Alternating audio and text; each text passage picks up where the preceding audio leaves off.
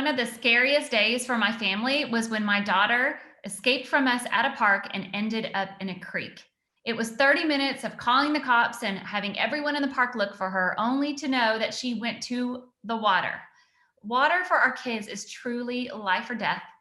And Dr. Regina Crone is going to give us some tips to help this situation. Okay, like she said, it's life or death, right? That water. And one of the biggest misconceptions is we don't have a pool. We are not going to be around a lake. But I can tell you that you're going to have opportunities for your kids to be in unplanned water situations, whether that's at a neighbor's barbecue, whether that's at a neighborhood pool that's down the street that they elope and wander away and find, or at a park finding a creek that you didn't know was there. There's all of these components that make it really important to practice this stuff proactively and not just have a reactive, we're going to stay away from the emergency. Okay, so here's some tips. I think number one, get your kids swim lessons. Even if you don't plan to be around a pool, those swim lessons are really important. But what we have for you is we have this sheet that you can go print that has 4 tips that should be added into swim lessons. You can give this to the swim instructor that you're working with. And these are just extra things. So the first tip here is get your kids to practice showing where water is. If they're going to find a pond, if they're going to see a pool they're interested in, instead of them immediately walking over or thinking they're going to get in trouble for it, have them take your hand and show you where it's at. That's number one. We want kids to start identifying water and making you aware of it. The second one, anytime before your child gets into the water, even if it's for fun, right? Well, that's when it would be. Have them practice asking if it's okay. So we want them to identify water, and then we want them to immediately say, can I go in? Or if they're nonverbal, give a card, show a sign, whatever that is. They're going to ask permission before they jump in. Okay, the third tip here is when we're getting in the water, we're always going to have a count of 3.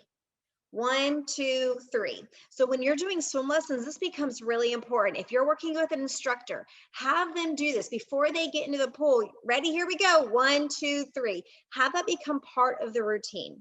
And then number 4, and this can kind of become one of the most important components, is this visual representation. Find a band, find a scrunchie, something plastic, whatever works, but this is your ticket pass into the water. This becomes paired with, I can be in the water when I have this on my wrist. What this creates is if my child wants to go in the water, they're used to having this band in that gives them permission to be in the water, then I can also have them request for this. So if they see a body of water, their response should be, oh, I need to go find mom so I can get my band so it's okay for me to have free time in the water. That is what we want. We want to create these routines that facilitate safe water play in addition to those swim lessons. So these are some quick tips. You can share them with your swim instructors, or you can just practice this at home as a parent. So I hope you will find this very helpful going into the summer and making water safe.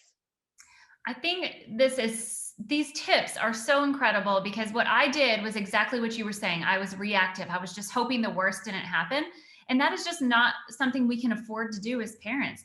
Our kids have these incredible memories. And what I found out about my daughter Lizzie later is she had logged in her head where every fountain was, every sink, and every body of water you can think of. So we cannot calculate all of that, and they are. It's really, really important to go through these steps. So thank you for sharing these, and we hope that you guys keep shining bright.